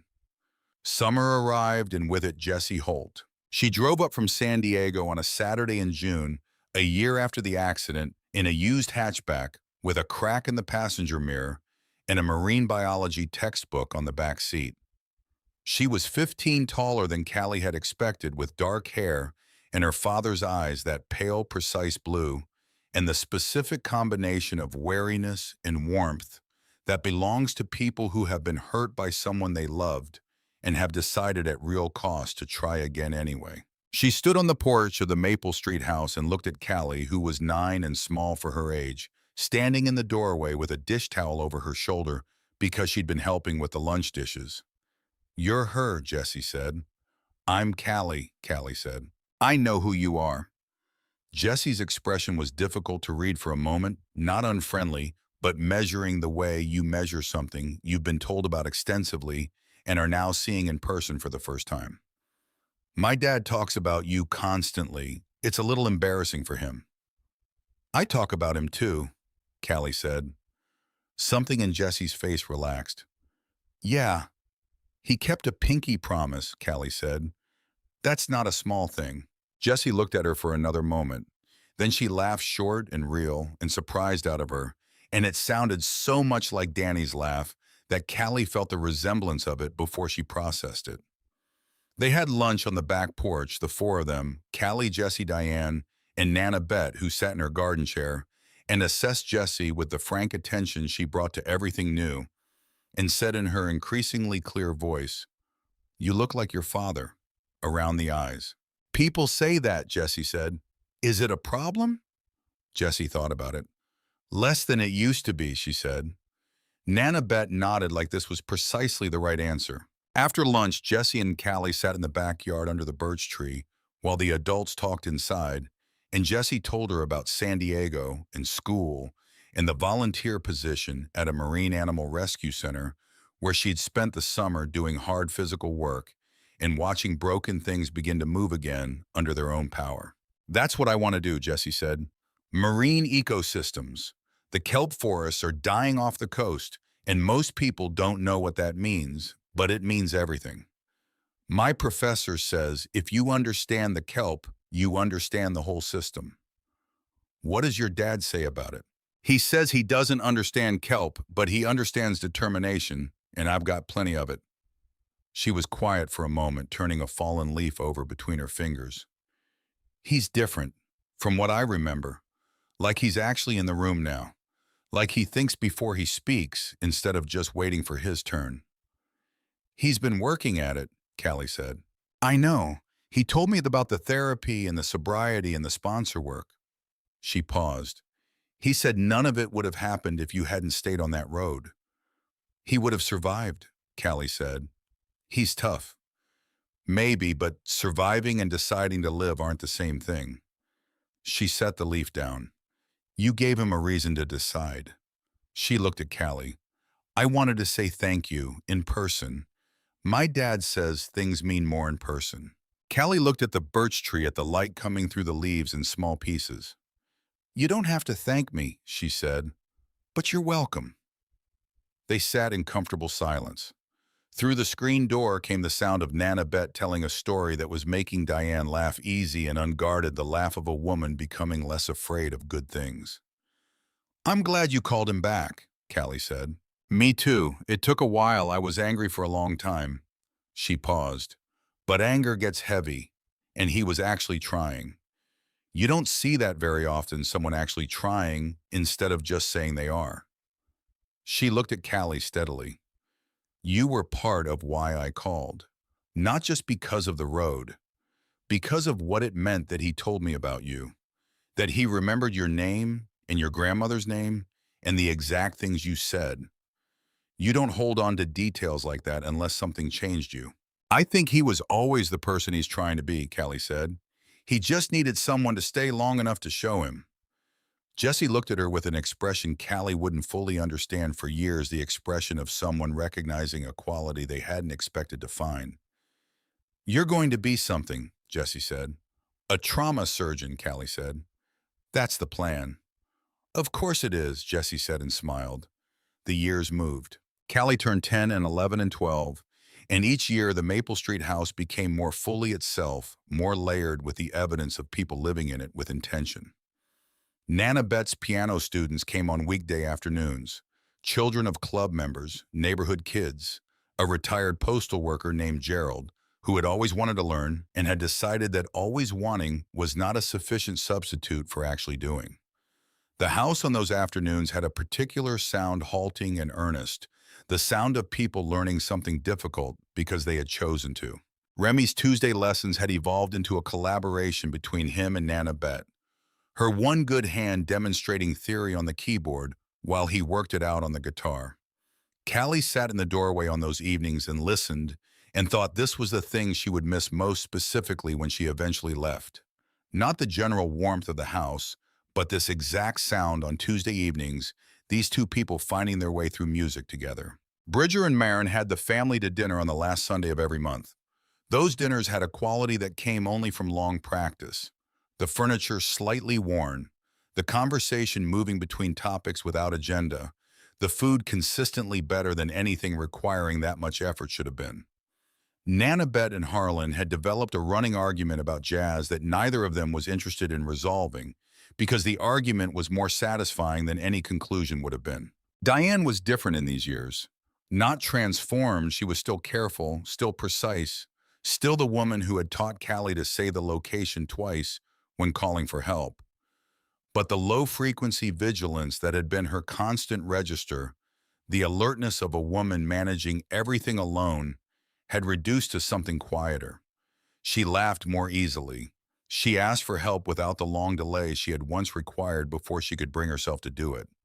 She and Marin had become the kind of friends that form between women who have recognized something essential in each other and decided to stop pretending they hadn't. When Callie was 13, her English teacher asked her to speak at the spring assembly on the theme of character. She wrote the speech herself at the kitchen table over 2 consecutive evenings in pencil, with Nana Bet looking over her shoulder and occasionally tapping the table with one finger when something needed adjustment. She didn't show Diane until it was finished, and when Diane read it, she was quiet for a long time, and then said only yes, in the particular tone that contained more than the word. She stood at the podium in the school auditorium on a Thursday afternoon in April. The room was full. In the back row sat Bridger and Harlan and Marin and Remy and Ketch, and a man everyone called Spool and Danny Holt, who had moved to Los Angeles the previous year to be closer to Jesse. She looked at them for a moment before she began. Courage, she said, isn't what most people think it is. She told them about Highway 9. She told them about the fear first, specifically, honestly, in detail. She told them about the way her mother's voice had sounded in her head and the way her feet had moved anyway. About kneeling in the gravel and not knowing what she was doing, but doing it because not doing it was not an option her body would accept. About the pinky promise. She told them about 83 motorcycles in the parking lot at 6:45 in the morning, and the auditorium made a sound. She told them about Nana Bet and the stroke, and the phone call to Bridger, and the house on Maple Street, ready in 48 hours. About what it looked like when people showed up without being asked twice. I was taught to be afraid of certain people, she said. I was taught that what they looked like told you what they were. And I was taught this by someone who loved me and was trying to keep me safe, which is where most of our fears come from people who love us trying to protect us from things that hurt them. She paused. But fear that keeps you safe and fear that keeps you small are two different things, and learning the difference is one of the hardest things a person can do. A teacher in the second row was crying without trying to hide it. Courage isn't the absence of fear, she said. It's knowing the difference. and choosing every time to be larger than what scares you. The applause when she finished started in one place and spread. She stood and let it be what it was. Afterward in the hallway, Danny found her. He had been 4 years sober. The sobriety was in his face now the way health is visible when it has replaced something that wasn't a clarity, a presence, a sense of a person fully occupying their own life. He looked at her for a long moment without speaking. "That was something," he said. "I meant it," she said. "I know you did." He paused. "Jesse watched it. I recorded it and sent it to her. She called me while you were still at the podium." "What did she say?" "She said, of course you'd be a natural public speaker." Said it like it was obvious. He smiled. "She's right about most things. Gets it from her mother. And maybe a little from me." "A little from you," Callie confirmed. He walked her out to where Diane and Nana Bet were waiting, and the afternoon was warm, and Bridger was standing with his arm around Marin's shoulders, looking at the sky like a man who had no complaints about it. When Callie was 15, Harlan Voss introduced her to Dr. Sloan Aldrich. The introduction happened at one of the last Sunday dinners in Marin's kitchen, where introductions that matter often happen. Dr. Aldrich was a compact woman in her mid-40s with short, silver-streaked hair and the kind of hands that surgeons have, not delicate, which was the common misconception, but precise, calibrated through years of use to an exacting tolerance. "Harlan tells me you want to be a trauma surgeon," she said. "Yes," Callie said. "Why trauma specifically?" Callie had been asked versions of this before and had given various versions of an answer. She gave the true one now because Dr. Aldrich had the quality of someone for whom true answers were the only interesting kind. "Because the moment right after something breaks is when everything matters most," she said. "That's when the difference between someone dying and someone living is the smallest and the most actionable. I want to be the person in that moment." Dr. Aldrich looked at her steadily. "How are you with blood?"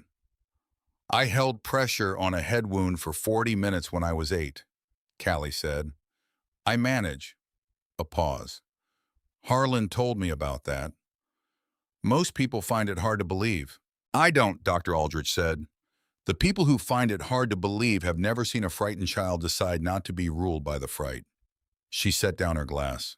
"I run a program at County Hospital for high school students interested in medicine.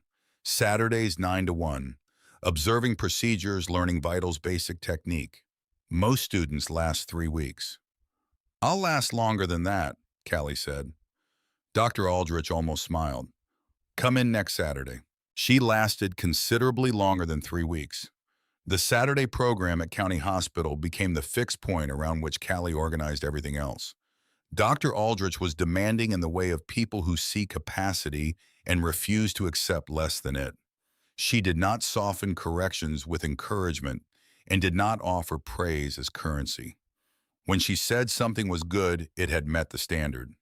When she said it needed work, it needed work. Callie was 16 the first time she assisted in a simulated procedure on the high-fidelity training mannequin in the simulation lab with residents watching.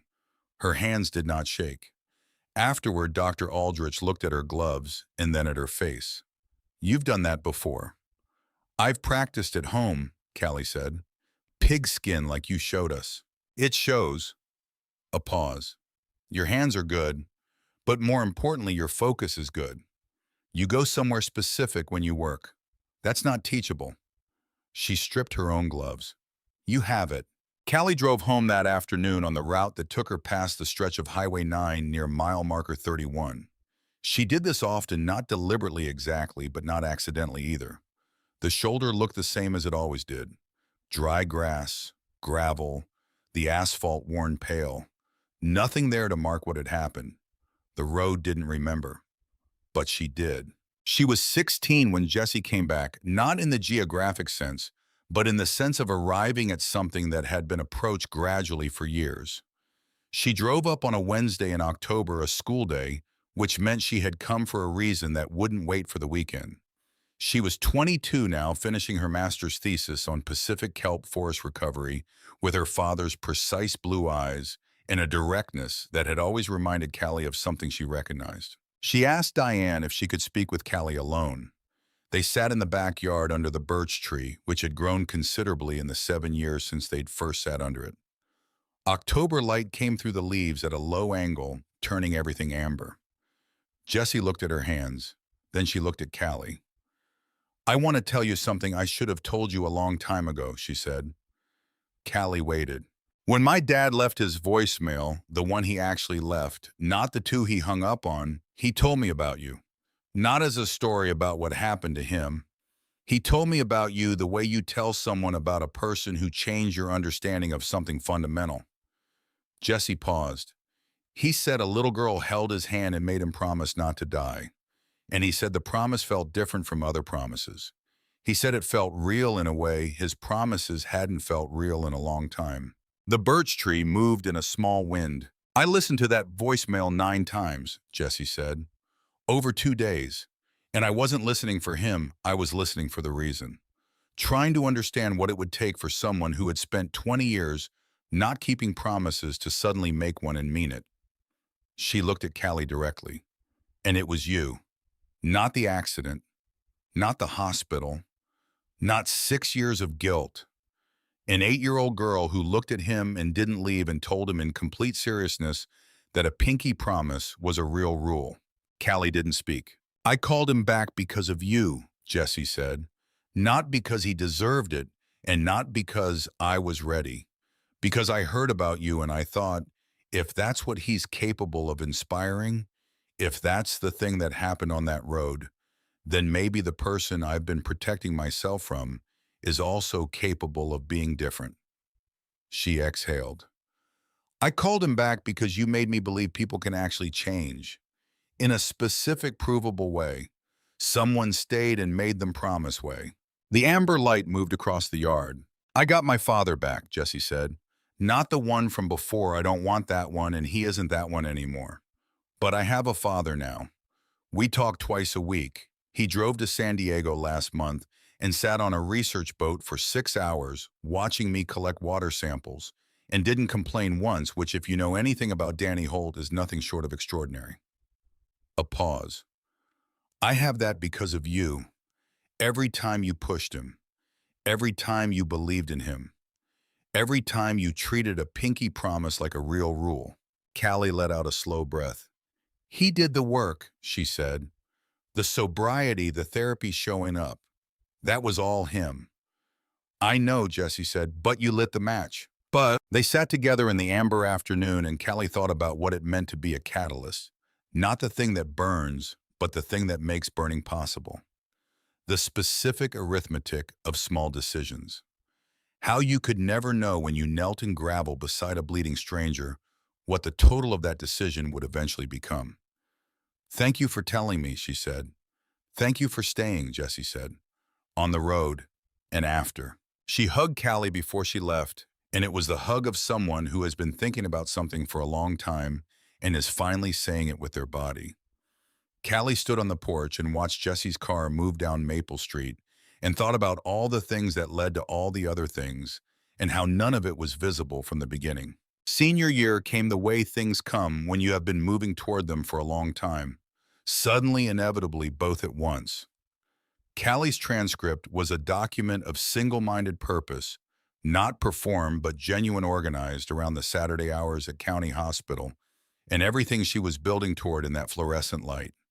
She applied to 7 universities and told almost no one because she had learned that certain things were better held quietly until they were certain. The acceptance from UCLA arrived on a Thursday in March. She read it twice at the kitchen table while Nana Betts' afternoon student played something halting and hopeful in the next room. Then she put the letter down and looked at the window and let herself feel the full size of it. She called Diane first, then Dr. Aldrich, who said, "I expected nothing less," in the tone that from her was the equivalent of a standing ovation. Then Jessie, who made a sound that wasn't quite words for several seconds before finding language. Then she walked to the living room doorway. "Nana Bet." Nana Bet looked up from guiding her student's fingers on the keyboard. Her eyes found Callie's face and read it immediately. "UCLA," Callie said. Nana Bet's left hand moved to her heart. The student, a small boy named Theo, 8 years old, learning his first scales, looked between them with the polite confusion of someone who understood something significant had happened, but not yet what. Is it good? He asked. It's very good, Callie said. Danny drove up from Los Angeles on the Friday before graduation with Jesse in the passenger seat. They came into the Maple Street house with the ease of people who had crossed its threshold many times and knew where everything was. Danny had been 9 years sober the previous November, marked at a small dinner at Marin's with a cake Harlan had declared structurally excessive but technically delicious, and the sobriety was woven into everything about him now, not as an absence but as a presence, the presence of a man who had learned to inhabit his own life without chemical negotiation. He and Callie sat on the back porch the evening before graduation. The house hummed with preparation behind them, Diane and Marin doing something coordinated in the kitchen, Nana Bet at the keyboard with the door open. The night was warm and clear, stars visible the way they're visible when the air is dry, and you're far enough from the center of things. How does it feel? He asked. Big, Callie said. And right. She looked at the yard, the birch tree, the familiar geometry of the back fence and the neighbor's light beyond it. I've been moving toward this since before I knew what it was. Trauma surgery, he said.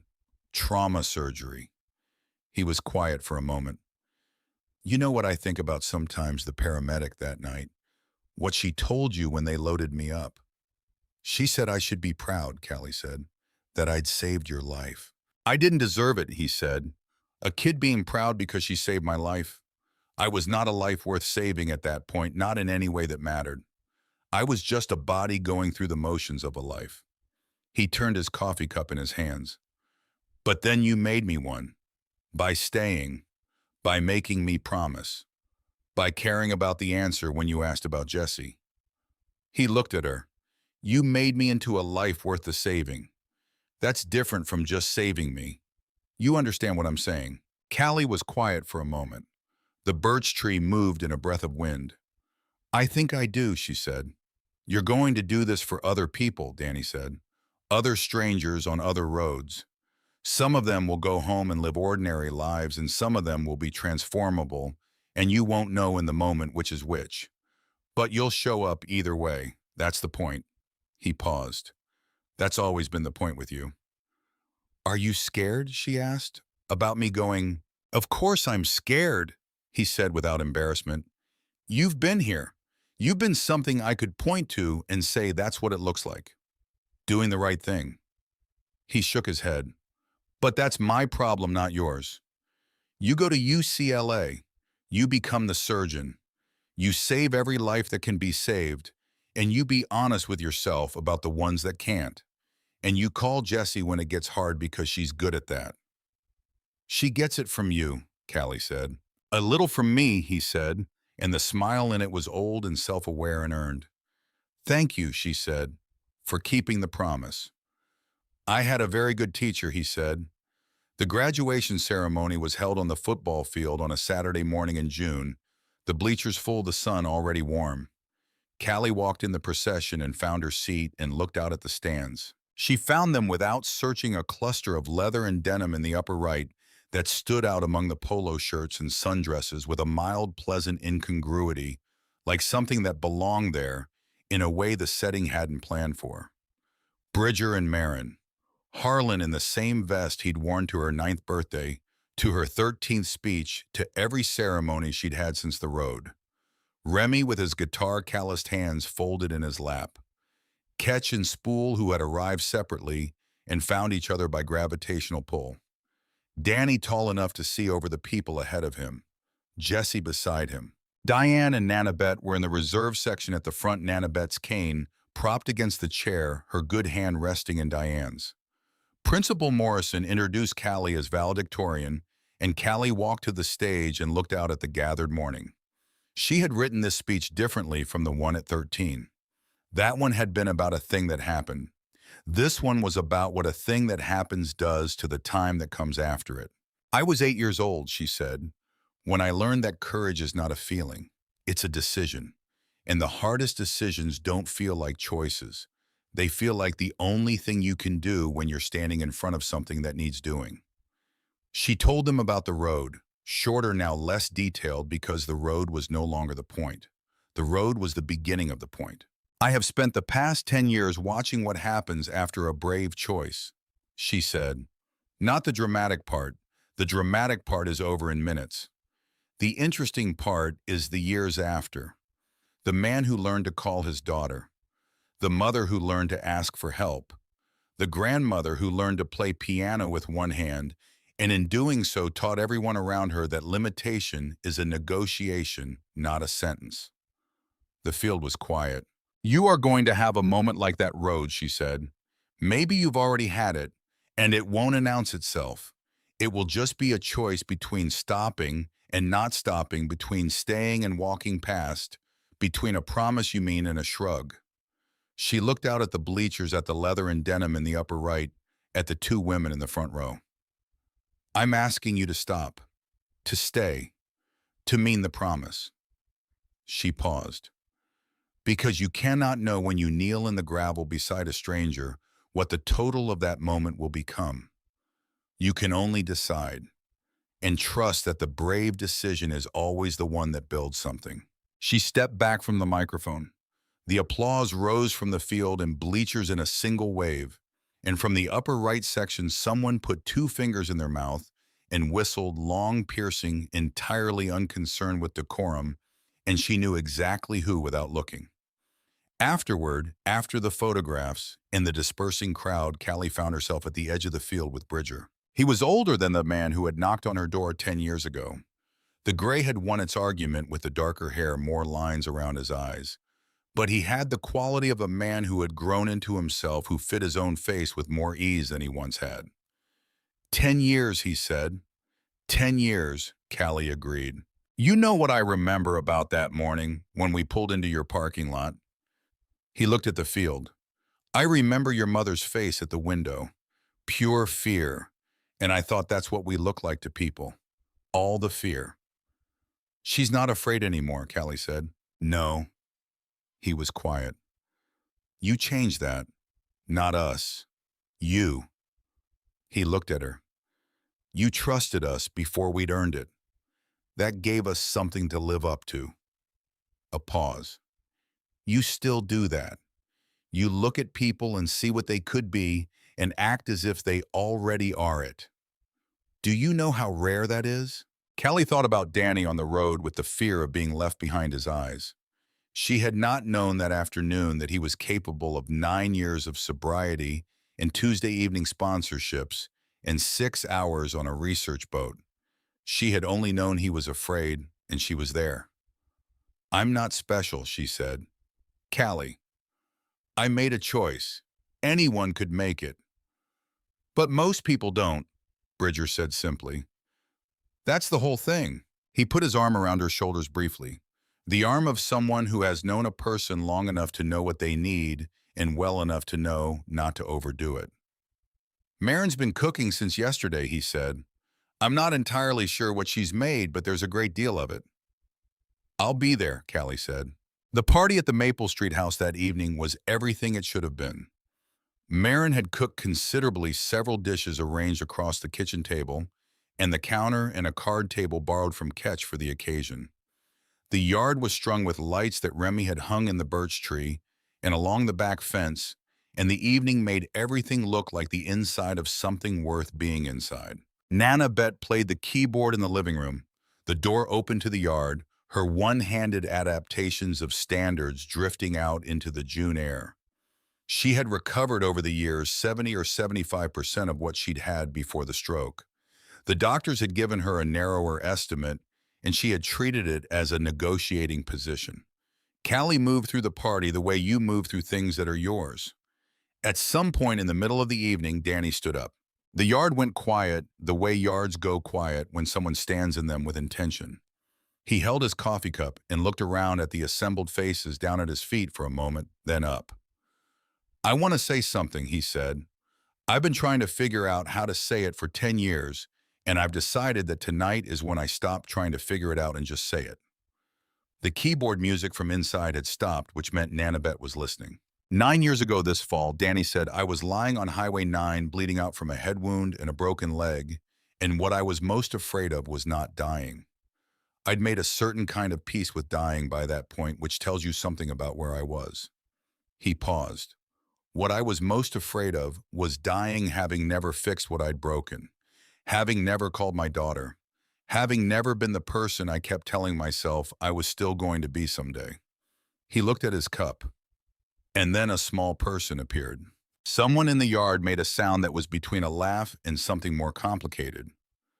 She didn't ask me if I was dangerous, Danny said. She didn't care about the patch. She looked at me and saw a person who needed to keep breathing, and she made me promise to do that, and she meant it, and I knew she meant it. He looked at Callie across the yard. She made me mean it too. And that was the first promise I'd meant in longer than I want to tell you. The yard was very still. I have 9 years now, 9 years sober. I have my daughter Jessie, who is extraordinary, and who is sitting right there, who I cannot look at without feeling simultaneously the weight of all the time I wasted and the specific grace of time being given back. He looked at Jessie and she looked at him, and the thing between them was visible from across the yard. I have the men in this yard who I have ridden with and argued with and disappointed and been pulled back by for 30 years. I have this house which I have been allowed into because of a debt I know I will spend the rest of my life not fully repaying. He looked at Diane. You raised her, he said, by yourself mostly and with everything that means. You taught her to say the location twice. You taught her to keep her hands steady, and then you had the enormous courage of opening the door when something very frightening knocked on it and not shutting it again. That runs in the other direction too, Callie, is why you opened the door, but you're the reason Callie could do what she did. Diane's eyes were bright. She had her hand in Nana Betts, who had appeared in the doorway at some point. Danny turned back to Callie. You are going to UCLA, he said. You are going to become the best trauma surgeon this state has ever seen, which is a high bar, and you will clear it. You are going to stand over strangers in the worst moments of their lives, and you are going to be calm and precise and present in the way you have been calm and precise and present since you were 8 years old in gravel on a highway. He stopped, steadied. And some of those strangers are going to go home and live ordinary lives, and some of them are going to go home and decide to be different. And you won't know which is which, but you will have stayed. That's all it takes. That's everything it takes. He raised his coffee cup. To Callie, he said, who stayed? The yard came up all at once, every voice, and Nana Bet from the doorway with her one-handed clap, and Jessie with her father's eyes and her own long-cultivated brightness, and Bridger and Harlan and Remy and Ketch and Marin and Diane, who had opened a door on a frightening morning and had never fully closed it again. Later, when the party had settled into its final register, Callie stood at the back fence looking up at the lights in the birch tree. She heard Danny coming before she saw him, boots on paving stones. He stood beside her and looked up at the lights. Scared, he asked. Of the hard cases, she said, the ones that don't make it. Dr. Aldrich says the surgeons who last are the ones who learn to carry the losses without being crushed by them. She paused. I don't know yet if I can do that. You'll learn, Danny said. You learn by doing it, same as everything. Were you scared when you called Jessie at our kitchen table? Terrified, he said. My hands were shaking. But you called. Because an 8-year-old was watching me, he said. And I knew if I didn't call, she would ask me again the next day and the day after, and eventually I would run out of days I could stand to be the person who hadn't called. I would have, Callie said. I know you would have. The lights moved in a small wind. Grave, Callie said. She hadn't called him that in a long time. He looked at her. That day on the road. You told me Grave was your road name. That Danny was dead. I did say that. Is he still? Danny Holt looked at the lights in the tree for a long moment. No, he said. He's been coming back. Slowly. A pause. Turns out he wasn't dead. Just lost. Callie looked at the birch tree, at the light moving through the leaves at the familiar backyard that had absorbed 10 years of ordinary mornings and the specific, extraordinary weight of what those mornings had accumulated into. She thought about the road, not with sadness. She had never thought about it with sadness, which sometimes surprised people who expected her to. She thought about it with the clarity of someone who knows the exact hinge point of their own life and has had years to study it from every angle. She thought about what it meant to stay, not as heroism, just as the fundamental commitment of one person to another, the refusal to treat someone else's crisis as something happening in the background while you continued on your way. The decision made in a fraction of a second on a gravel shoulder in September light that what was happening in front of her was happening to a person and therefore required a person in return.